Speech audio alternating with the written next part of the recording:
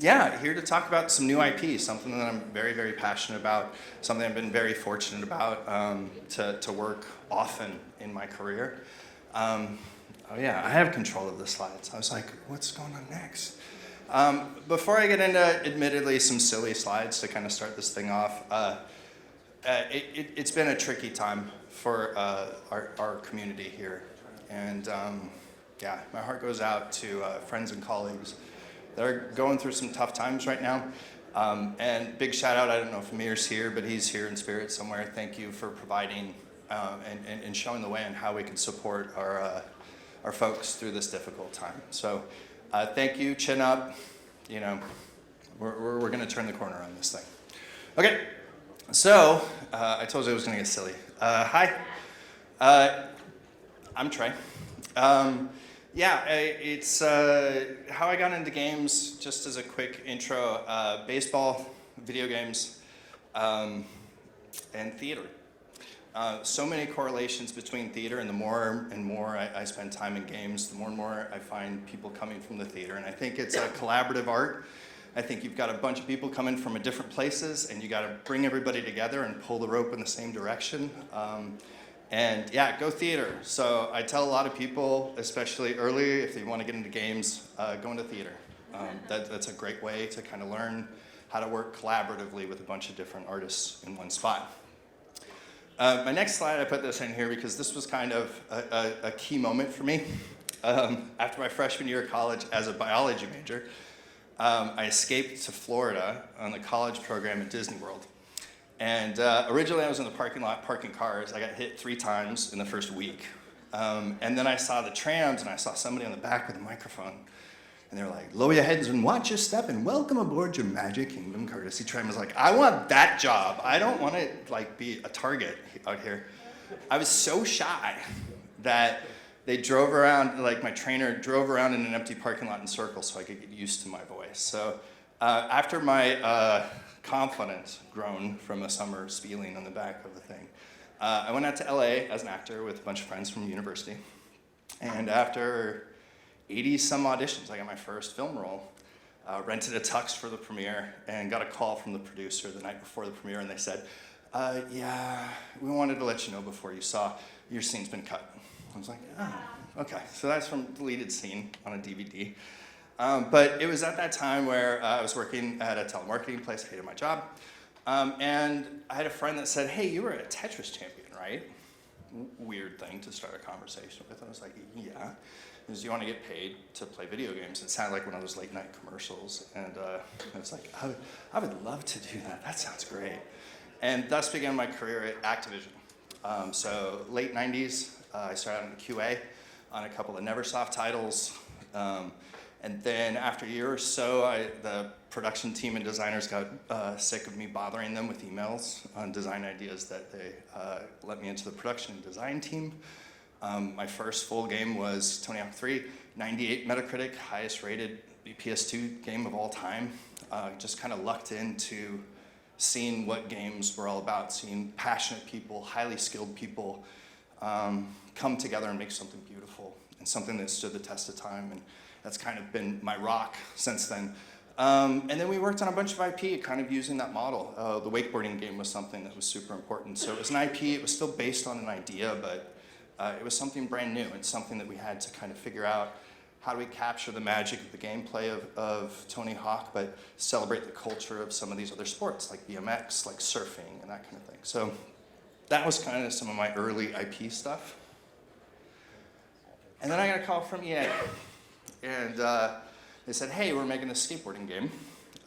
You've got some experience in that space, and working on that prototype team for Skate was huge, and it was such a departure from what we were doing on the Tony Hawk side of things that was some IP. Dream job of working on a baseball game after that. Worked on a little fight night, and then my first creative director gig was bringing NBA Jam back after 18 years, and really, you know, you have to be intimate with that IP. You have to know the ins and outs. I was fortunate enough to talk to Mark Trammell, and even Tim Kitzrow, Mr. Boom Shakalaka, found him, brought everybody together, and yeah, really proud of what that team was able to do, bring that back to a new generation. So another side of IP as part of the creation. I played around with some hardware at Microsoft, but the work got further and further away from games, and that's when I found Blackbird. So for the last 8 years I've been there.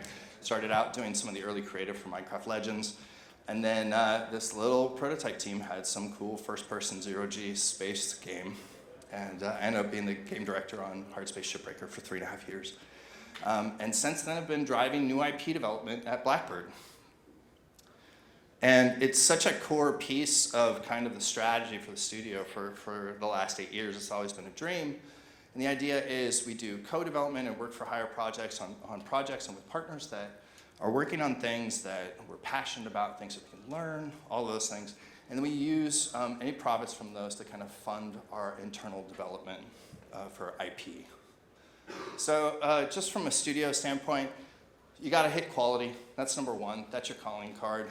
Number two, when you hit the quality, then that gives you some choice. It gives you a choice on what projects you want to take on, what partners you want to work with, that kind of thing. So hit the quality, that provides the choice, and then you have that opportunity to take those stabs at IP along the way. And yeah, that's kind of been the ambition, and then the kind of how we do it, first and foremost, is it's very much a people-first studio. And the Skunkworks program is one example of that. Another is we've been on the 4-day work week for about 2.5 years. Huge advocate, love it. We've shipped all different dev cycles for it. It's a different way of thinking, it's a different way of working. If anybody wants more info on that, we've got some paperwork and stuff that we can share and studies. Bottom line is we are just as productive as we were before, and healthier, happier, higher retention, all of those things. So go for it, talk about it, look. I think especially in games, with how much we invest in it, it's a path that more and more people should look at, and I think we've had a blast with it. The second one is create soulful games. And I think when you have teams that are passionate about what you're making, the games are just going to be better. So how do you do that? How do you ignite the passion in your teams? How do you put the right people together? Like, it's almost a chemistry experiment on making sure the right teams are on the right projects, et cetera, especially when it comes to IP. You want some of the founders of that idea, to keep pushing it forward. And then third, the Skunkworks program, what it does is it allows us to be agile. And we'll talk about the special ingredients, but it kind of allows us to create a box for these IP projects to live in moving forward based on market conditions. All right, so yeah, new IP is extremely challenging, especially so in the last 2 years. At one point we had 4 new IPs in development. And yeah, it's been a rocky road for getting new IP signed recently. But that's not gonna stop us. It's part of our DNA, we love it.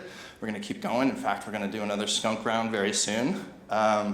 But I'm going to share with you kind of what the Skunkworks program is. This will be our 4th iteration, this next one coming through. We don't have it all figured out. Obviously, there's not a recipe on how to successfully do it. But I wanted to share how we do it. We continue to refine it the more and more we do it. And hopefully there's some inspiration, some things that y'all can take with you in your own studios and how you build it. So some of these slides are lifted straight from the kickoff that we always have. For Skunk program, we call it the mixer. And this was from last round. This is round 3. So what is the Skunkworks program? In a nutshell, it's open to everybody at Blackbird, 3 to 5 person teams. They pitch their games. Last time we had 13 different teams pitch 13 different games. We select one. We take that team. We bolster that team with talent within the studio. And we put together a creative payload.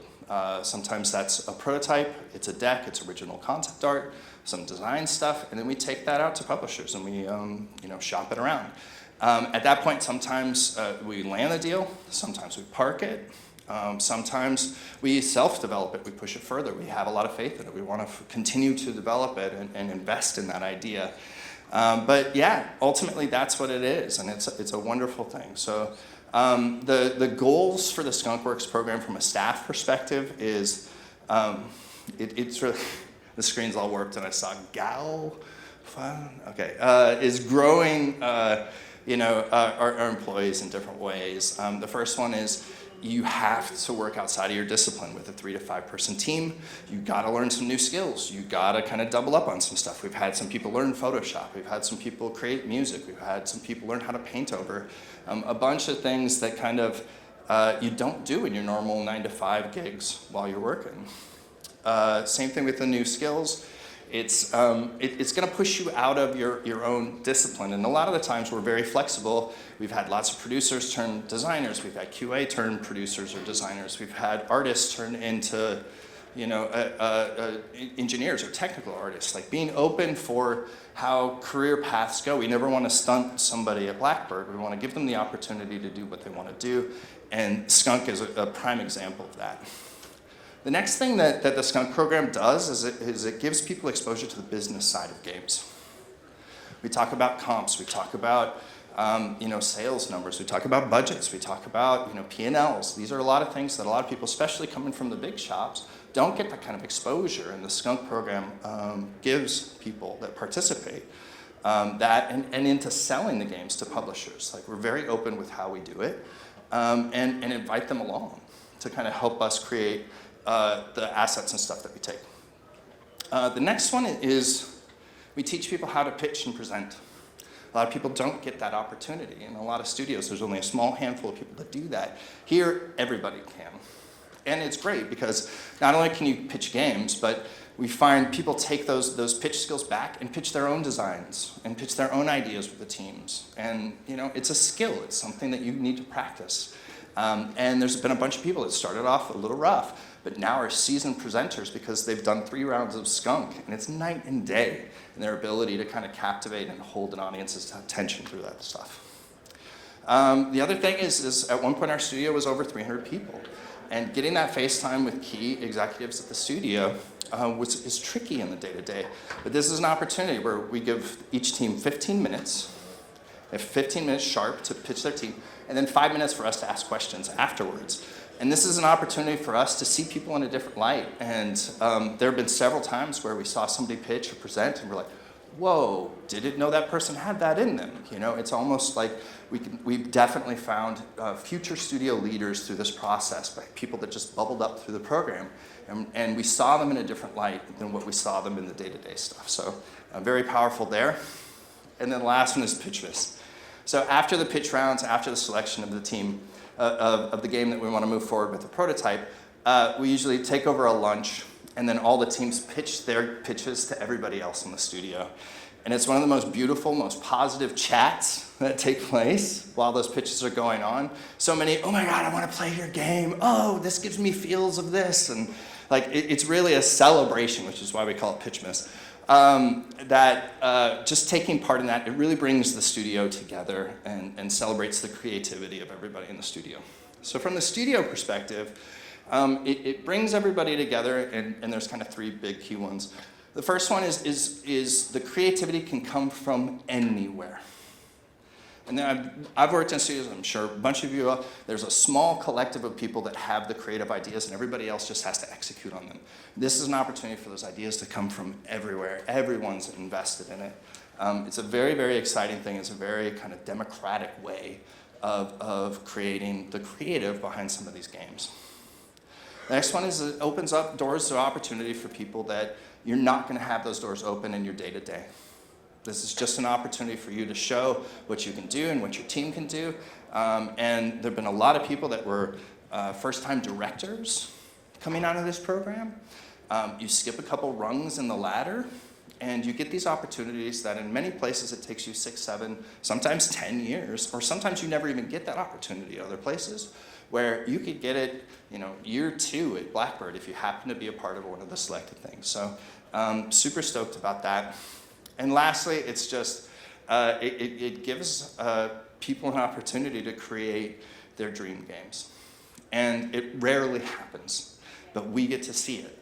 We get to see somebody pitch something, and then that first all hands where somebody gets to pitch, that early work of what they're doing to everybody else is something truly special. And any way that we can help make that happen, we go for it.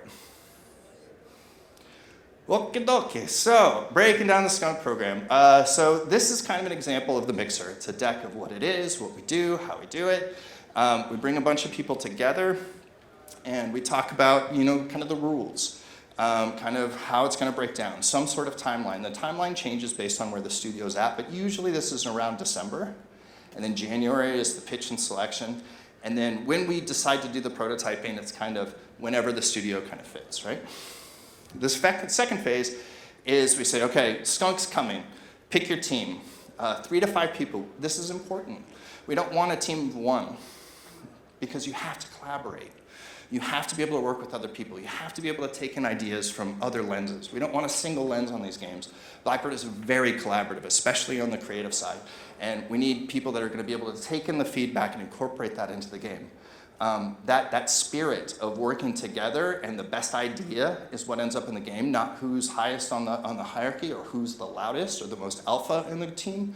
It's the best idea that gets to the top of the game. That's super important. And one of the things that we do here is we'll give a how to pitch workshop. A bunch of people have never pitched before.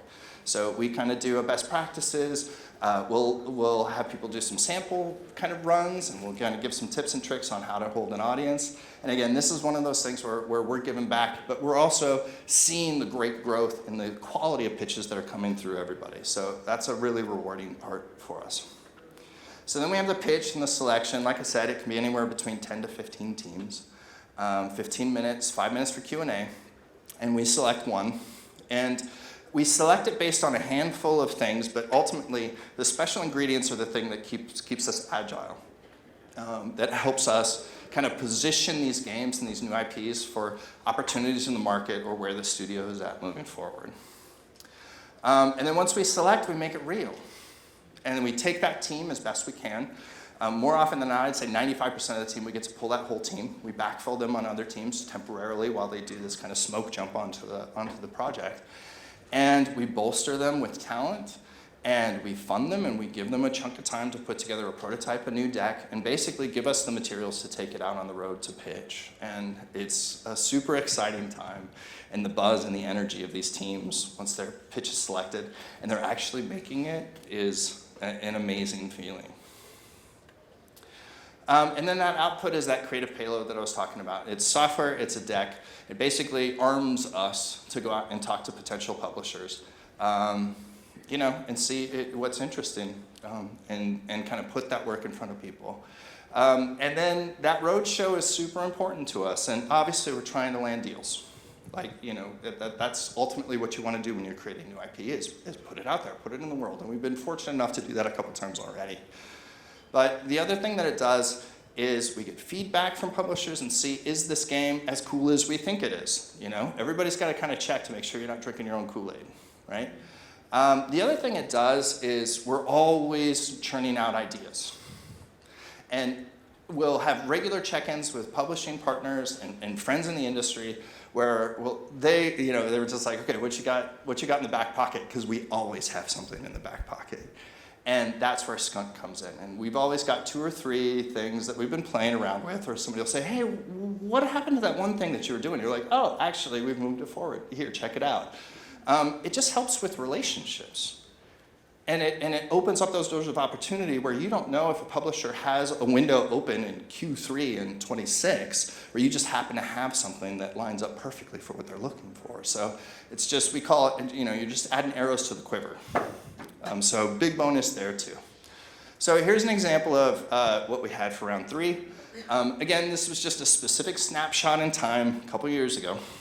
But indie budget, I know a lot of indie developers like 3 million. I wish I had 3 million. 3 to 5 million. A lot of people don't know what that means. So we had to put 12-ish people for about 3 years or so, just to give people an idea of scope and scale.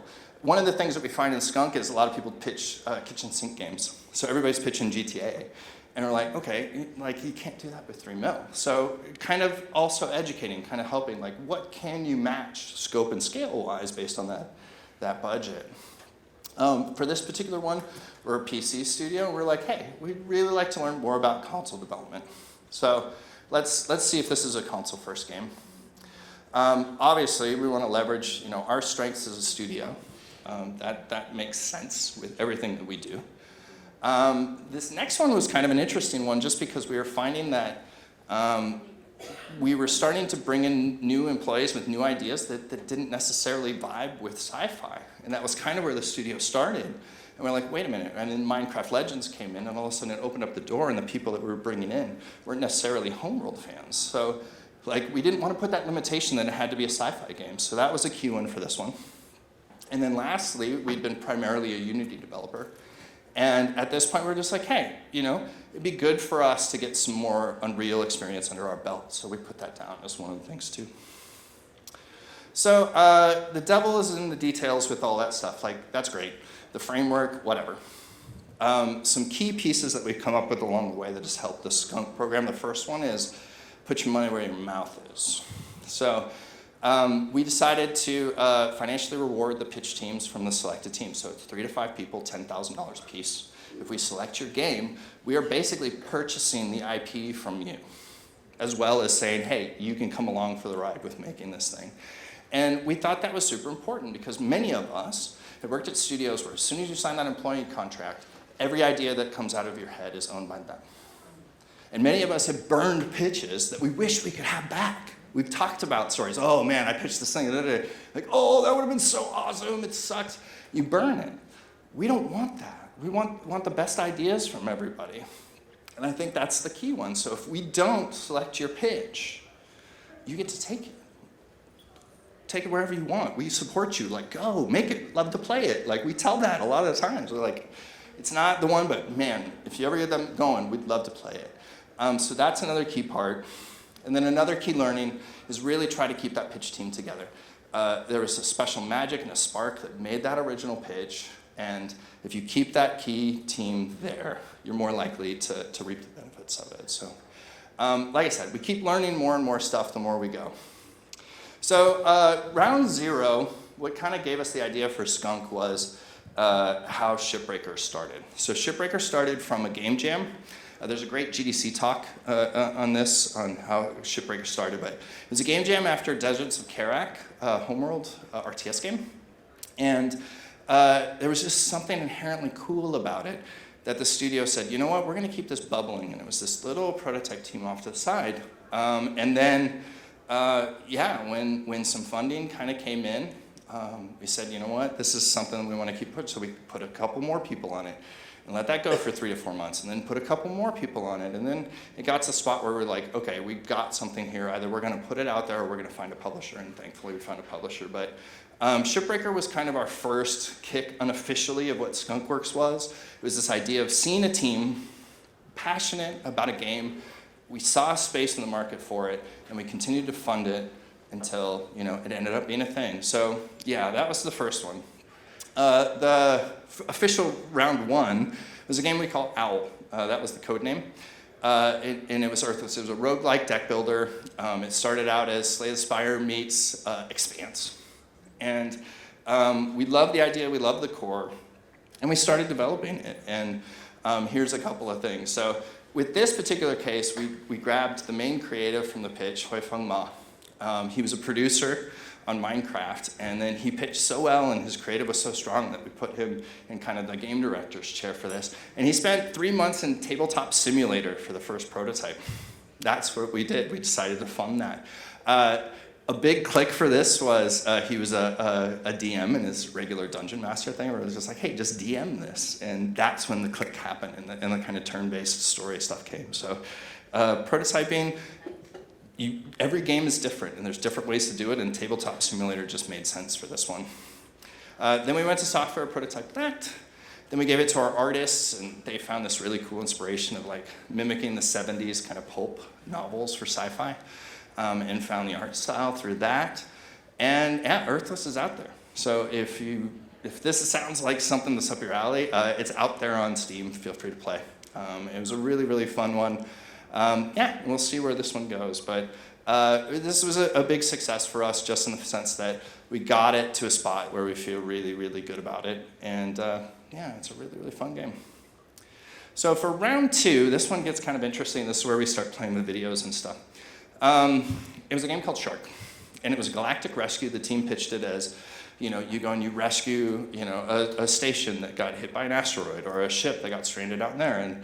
And it was a really cool idea. We loved it. It played off of some of the things that we learned from Shipbreaker. But early in the kind of brainstorm, we're like, if there's 100 people on that ship and you only rescue 99, you still feel like you failed.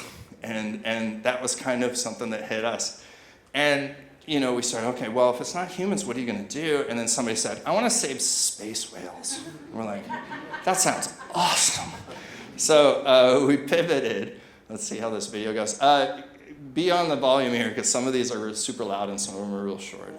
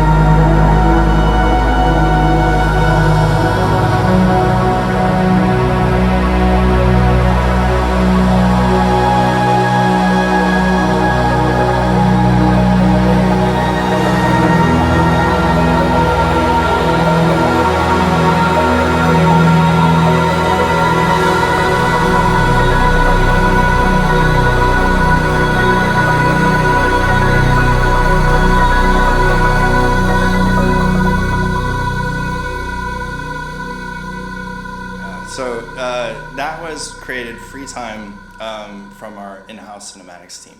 They were so jazzed about the pitch that they decided to kind of put in some time and put together a little teaser, give us another piece of candy that we could take us with us when we were shopping to producers. So super stoked about that. Once the team started working in 0G and kind of going on the gameplay prototype, they were just like, it's just not feeling weird. The world building about whales in space, like what are they doing? Where do they come from? That kind of stuff. So then, like, the creative started pivoting more towards kind of what would it look like terrestrially? Like, what if these things were part of, something else? So I'm going to cut this one off early just because of time, but this is the first playable prototype of Shark here.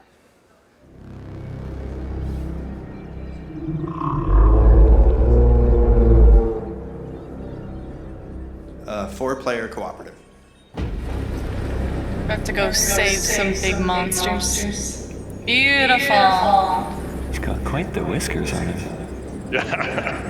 He's got to feel around so he doesn't hit any mountains. He looks like he could just go straight through a mountain. All right, buddy, don't box me off. Oh god, oh god, oh god. Oh dear. So our goal is to collect these verdant burrs and these popweed spores. Got a few going back. Y'all ready? This is why you win, because you get a couple, go back. I think it's safer on the ship. I might just stay over here. Oh, he's about to buck. Oh no. Hold on. Oh no. Hold on, guys. The right mouse button is to grip, which is to grab onto the fur. Ah, you get a little symbol that tells you if you're gripped or not. Oh, you do? Oh! This thing is crazy. I keep getting smacked by his tail. I'm trying to get back on. Oh, I died. You get a sense of that one. So lots of fun. We loved the first person because of the immersive side to it, but it lost a sense of scale and of wonder, and you kind of lose the creatures being kind of the level and the star. So the next stab was really just kind of like, okay, what if we did this more kind of like a wholesome game, and made it like the creatures themselves were on the ground. And that's when things started clicking from an IP world building kind of standpoint, where we kind of came up with these warps, and these creatures would come in, and they've been coming in for centuries, and there's this symbiotic relationship between human and these creatures, and there's a mystery behind where they're coming from, and we came up with rift chasers. It was kind of like Twister, chasing these folks, and then and there's a mystery behind it. So this is where everything kind of started coming together. We call it wholesome monster hunter because you're not slaying them, you're saving them. But really, that was kind of like a little Shadow of the Colossus, a little Studio Ghibli, some Stalin Hag. Like, that's how we do this kind of stuff. So real quick one on this one, where this one ended up. And then we're going to wrap up here.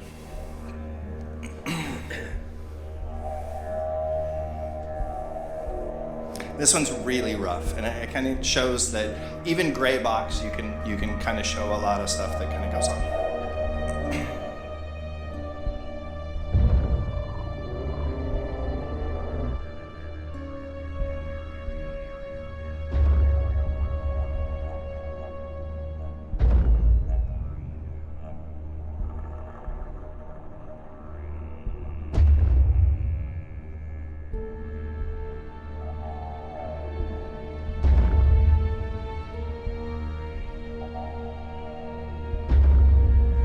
For time, I'm going to pull this one forward, but this is more Shadow of the Colossus, Climb the Beast, and that kind of thing in a third-person perspective camera. But it just kind of shows you the iteration of new IP and how we can kind of play around with this stuff. And again, empower these teams to make something special. The last one is Cosmic Cargo, and this is a completely different game, but this is another Skunkworks program where you're working cooperatively to unload ships and cargo and park them and that kind of thing. So you can see a wide variety of games have come out of this Skunkworks program that we're super stoked about. So the big wins here are the Skunk program obviously helps us grow our people. And again, people first kind of thing. A lot of people say that, but we try to apply that and walk that walk. The second one is we're getting fresh ideas from everywhere. A lot of us have been in games for 25 years. And having some new folks in the industry coming from different places and different backgrounds and new voices. The industry needs these things. And there's so many times where we see a pitch and we're like, we never would have came up with that idea. That's brilliant, let's do it. We think industry-wide we need more games from different voices. And this is an opportunity and a platform to do that. And lastly, it democratizes the kind of creativity. It's not just a small pocket that's making the creative ideas. The ideas can come literally from everywhere. And that's it. Thanks very much.